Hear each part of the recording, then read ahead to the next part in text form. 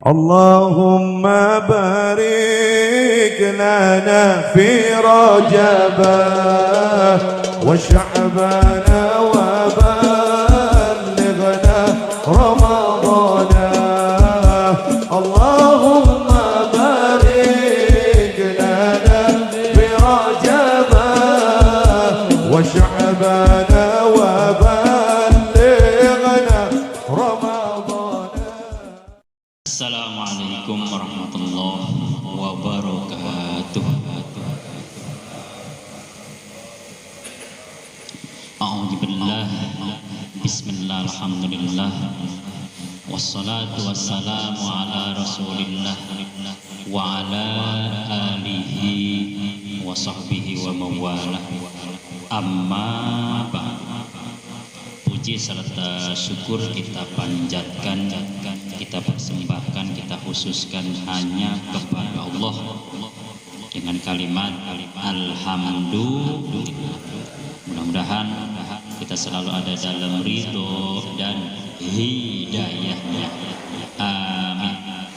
Salawat dan salam kita khususkan ke pangkuan baginda beliau Rasulullah sallallahu alaihi wasallam beserta keluarga besarnya, istri-istrinya, turunannya, juga umatnya. Mudah-mudahan kita semua selalu ada dalam syafaatnya. Allahumma salli ala sayyidina Muhammad wa ala ali sayyidina Muhammad.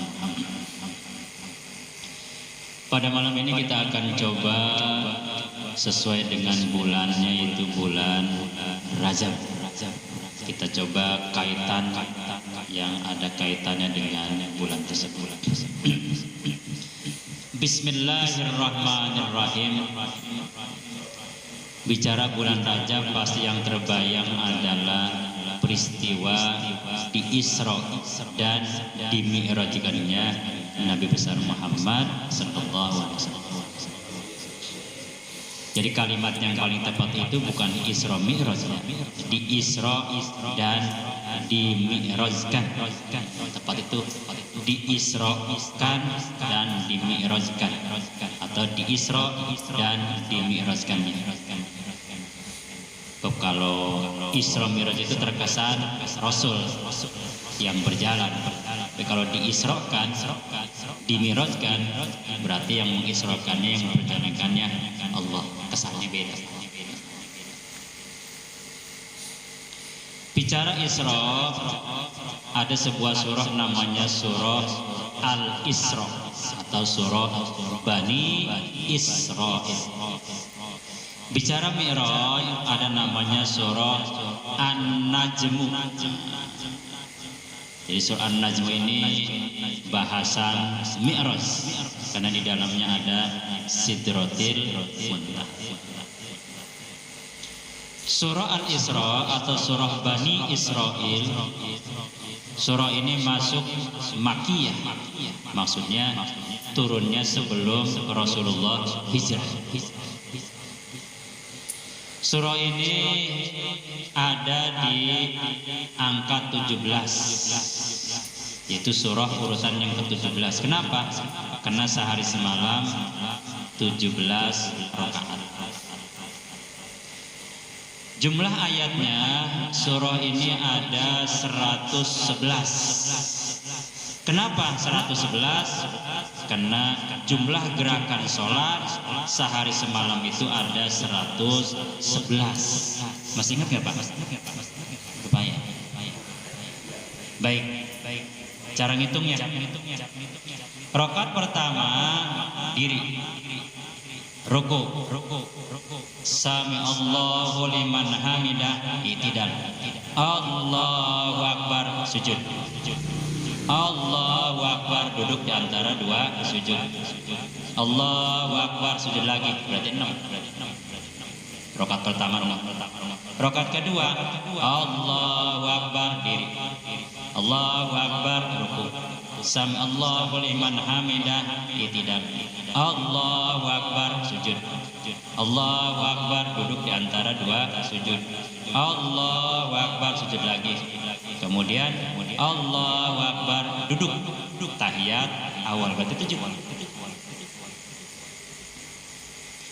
Rakaat ketiga tanpa duduk berarti 6, sama dengan rakaat pertama. Rakaat keempat 7, berarti sama dengan rakaat kedua, ada duduk. Tanpa duduk 6, dengan duduk 7. Jadi 6, 7, 6, 7, 26. Zuhur 26, asar 26, isya 26. Jumlahnya 78. Maghrib rakaat pertama nggak pakai duduk 6, rakaat kedua pakai duduk 7, rakaat ketiga pakai duduk 7, 6, 7, 7, 20. 20 tambah 78, 90 deh. Subuh rakaat pertama tanpa duduk 6, rakaat kedua duduk 7, 6 tambah 7 13, 13 tambah 98 111. Gitu ya cara gitu ya. Jadi kenapa surah Al-Isra ini surah yang ke-17? Karena sehari semalam 17. Kenapa jumlah ayatnya 111? Karena sehari semalam gerakan sholat itu ada 111. Gampang dah. Nah, surah ini diawali dengan kalimat subhan. Satu peristiwa ketika diawali dengan subhana, berarti peristiwa tersebut hanya bisa diimani. Artinya ketika ada kalimat subhana, iman itu dihidupkan, akal itu dimatikan. Jangan dibalik. Ketika kita mendengar kalimat subhana, akal dihidupkan, iman dimatikan. Salah. Contoh seperti misalnya zaman Rasul diperankan oleh 2 orang. Abu Bakar radhiyallahu anhu, beliau mematikan otaknya, menghidupkan imannya ketika mendengar peristiwa Isra dan Mi'raj. Sedangkan Abu Jahal sebaliknya, ketika mendengar Isra dan Mi'raj, yang dihidupkan otaknya, yang dimatikan imannya. Jadi ketika beliau di pagi hari, kan begitu dalam kitab Bukhari, singkat ceritanya, kalau diceritain lama, beliau merenung di depan Ka'bah, datang tuh Abu Jahal, Muhammad ngapain pagi-pagi? Ngelamun baik. Ini bahasa gaulnya.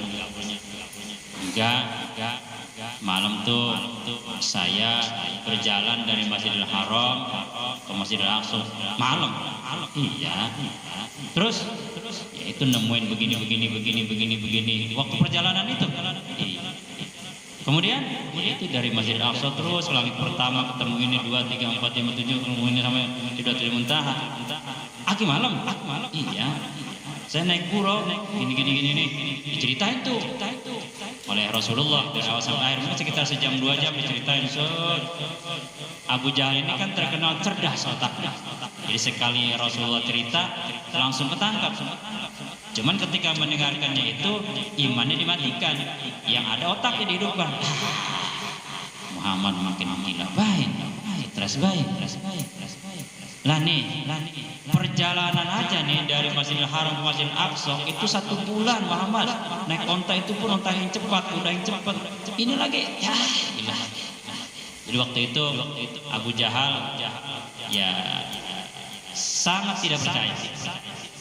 Berani nggak naik ke atas? Kemana? Tuh ke gunung. Kemudian Rasulullah naik ke atas gunung, kemudian orang Mekah dikumpulin semua tuh. Jabal Bukubes. Nah kemudian Rasul menceritakan, coba Muhammad ceritain yang tadi ceritain ke saya. Ceritain. Oh, percis sama. Nah itu orang-orang Mekah yang tadinya kafir makin mantep kafiran. Yang tadinya beriman ragu. Bener nih. Nah kemudian Abu Jahal makin tersenyum. Ya habis sudah. Cuman dilihat-lihat satu orang kemana? Nggak ada. Abu Bakar agak kelihatan. Kemudian beliau cari, ada tuh Abu Bakar. Singkat ceritanya gitu dah. Ya Abu Bakar, ada apa? Ngedengar nggak cerita Muhammad begini udah belum? Cerita apa dia? Ini dari ini malam katanya dia begini. Apa itu nyeritainnya? Jadi sekali diceritakan oleh Rasulullah ke Abu Jahal langsung paham, ngerti dia. Jadi Abu Jahal itu Pak, jangan dianggap Jahal itu bodoh ya. Bodoh itu bukan bidang otaknya, tapi dari akidahnya. Banyak lagi dah kalimat bodoh. Otaknya itu Abu Jahal ya seorang pemimpin besar, pengikutnya banyak, diidolakan menjadi penguasa setempat, hartanya melimpah, pokoknya otaknya cerdas, jenius. Bahkan Abu Jahal musabjani nama yang lain itu bertiga tiap malam suka mendengarin Rasul baca Quran. Dia paham, ngerti isi maksudnya, ngerti makanya. Jadi Abu Jahal itu bukan orang yang bodoh, pintar, cerdas. Itu ya. Nah kemudian Sayyidina Abu Bakar menghadap Rasulullah lalu menceritakan apa betul begini. Rasul mengatakan iya. Tahu dari mana? Itu Abu Jahal. Betul. Nah pada saat itulah Sayyidina Abu Bakar itu digelari dengan kalimat Abu Bakar As-Siddiq, jadi orang yang selalu membenarkan. Bahkan kata Sayyidina Abu Bakar, andaikan tembok itu warnanya putih, lalu kata Rasulullah hitam, saya akan merubah dan saya akan meyakini tembok itu hitam, padahal maksudnya putih. Saking ya membenarkan ucapan Rasul. Andaikan nih tembok itu warnanya putih, berarti yang benar kan putih. Tapi Rasul mengatakan ya Abu Bakar itu tembok hitam, maka saya akan merubah pendapat saya menjadi tembok itu warnanya hitam. Saking. Bahkan dalam bahasa hadis, andaikan ada sebuah timbangan kanan kiri, di kanan itu keyakinan Sayyidina Abu Bakar, di kiri itu semua iman dari mulai Nabi Adam sampai hari kiamat, dikumpulkan imannya di timbangan yang sebelah, tidak akan pernah mampu itu memberatkan atau menandingi imannya Sayyidina Abu Bakar yang sendirian. Luar biasa, keimanannya nggak akan bisa berubah. Jadi andaikan ada dua timbangan gitu ya, timbangan kan kanan kiri. Yang sebelah kanan ini Sayyidina Abu Bakar sendirian imannya ditimbang. Sedangkan yang sebelah kiri semua umat Rasulullah sampai akhir zaman ditimbang, iman sebelah sini dikumpulin semua, tidak akan pernah mampu menandingi beratnya imannya Sayyidina Abu Bakar. Itu semua sahabat mengakui Sayyidina Abu Bakar itu ya nggak bisa terkalah. Bahkan pernah Sayyidina Umar itu ingin menandingi. Kata Sayyidina Umar, besok subuh gue jam 4 datang. Bahasa kasar. Dilihat Sayyidina Abu Bakar lagi zikir wirid. Waduh, jam 4, setengah 4, lihatin besok malam. Setengah 4 Sayyidina Umar datang. Dilihat Sayyidina Abu Bakar lagi wirid. Wah, duluan lagi Pak. Jam 3 Jam 3 Sayyidina Umar datang, Sayyidina Umar lagi wirid, nyerah. itu intinya ya. Nah kemudian Sayyidina Abu Bakar pada waktu itu ya mengusulkan, ya Rasulullah, bagaimana kalau engkau menceritakan Masjidil Aqsa itu begini di hadapan orang-orang Mekah yang sering ke sana. Jadi orang-orang Mekah itu kan ada sebagian yang suka dagang melewati atau ke Masjidil Aqsa. Jadi ila fi Quraisyin ila fihim rihlatas syita'i was. Jadi orang-orang Quraisy itu kan perdagangannya memang sangat luas sampai ke Masjidil Aqsa. Kemudian orang-orang yang pernah ke Masjidil Aqsa dikumpulkan semuanya. Nah Rasul itu orang Mekah tahu semua, nggak pernah kemana-mana, nggak pernah sekolah, nggak pernah pesantren, nggak pernah kemana-mana. Ya Rasul tolong ceritakan Masjidil Aqsa itu. Beliau menceritakan, oh Masjidil Aqsa itu begini, tiangnya tuh ada sekian, pintunya begini. Setiap beliau mengucapin begini, itu orang-orang Mekah yang pernah ke Masjidil Aqsa, betul toh saudara? Iya benar. Tiangnya begini-begini, iya benar.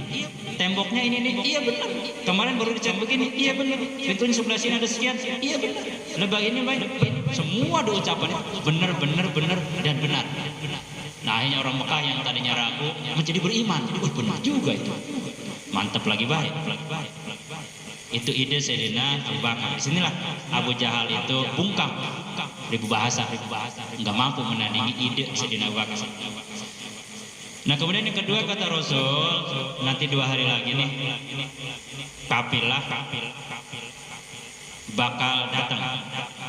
Jumlah yang naik kuda ini nih, yang naik onta ini, di onta ini begini, di kuda ini bawanya ini. Kemudian ada yang ontanya ada yang kesasar, ini, bawa ini, yang punyanya ini, dicari-cariin ketemu ini.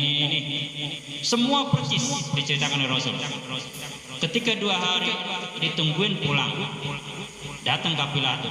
Ketika kafilah baru sampai ke Mekah, baik bertanya, ya kafilah emang jumlahnya begini? Iya benar.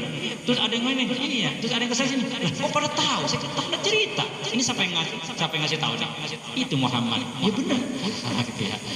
Nah itulah salah satu sedikit kisah singkatnya peristiwa di Isra dan di Mi'rajkannya Rasulullah. Baik. Nah, subhana maha suci Allah. Artinya Allah itu maha suci. Andaikan seluruh makhluk tidak ada satupun yang mensucikan Allah, Allah tetap maha suci. Tidak akan pernah mengurangi kesucian Allah. Dan andaikan seluruh makhluk tidak ada satupun yang mensucikan Allah, tidak akan pernah mengurangi kesucian Allah. Dan andaikan seluruh makhluk mensucikan Allah pun tidak akan pernah menambah kesucian Allah. Jadi kesucian Allah itu tidak dikaitkan dengan baca subhanallahnya makhluk atau tidak membaca subhanallahnya makhluk. Mau baca subhanallah, Allah tidak akan pernah untung. Mau tidak baca subhanallah, Allah pun tidak akan pernah rugi. Qiyamuhu ta'ala binafsi. Ke situ tauhidnya ya. Karena Allah itu maha suci, kita pun menghadap harus dalam kondisi suci. Suci dari hadas kecil, wudhu. Suci dari hadas besar, ya mandi. Setelah kita bersih, suci, baru Allahu Akbar, nyambung. Kenapa? Kitanya udah suci, menghadap kepada yang maha suci. Menghadap kepada yang maha suci, salah satunya adalah sholat. Menghadap kepada maha suci, nggak main-main, ada aturannya. Bagaimana cara kita takbir, bagaimana cara kita ruku, itidal, sujud, duduk di antara 2 sujud, ada iftirosnya, ada tawaruknya, ada duduk istirahatnya, bacanya harus bagaimana, gerakannya juga harus bagaimana, dan sebagainya. Itu diatur dalam ilmu fikih. Karena nggak main-main, lagi menghadap kepada yang maha suci tentu ada aturan-aturannya yang oleh Allah sendiri diperintahkan dan oleh Rasulullah dipraktekkan. Kita sebagai umatnya nurutin. Oh Rasul itu begitu, kita begitu. Rasul sujudnya begitu, kita begitu. Itu namanya menghadap kepada yang maha suci. Jadi ada protokolernya lah. Misalnya nih kita mau menghadap ke Jokowi di istana, kan ada aturan-aturan. Lewat pintu ini istananya, beliau di sini, nah kita berkunjung begini, jam berapa, ada batas-batasnya. Kemudian dibicarakan tuh apa-apa, kemudian baru segala macam, ada aturan-aturan protokolernya gitu ya, gitu Pak.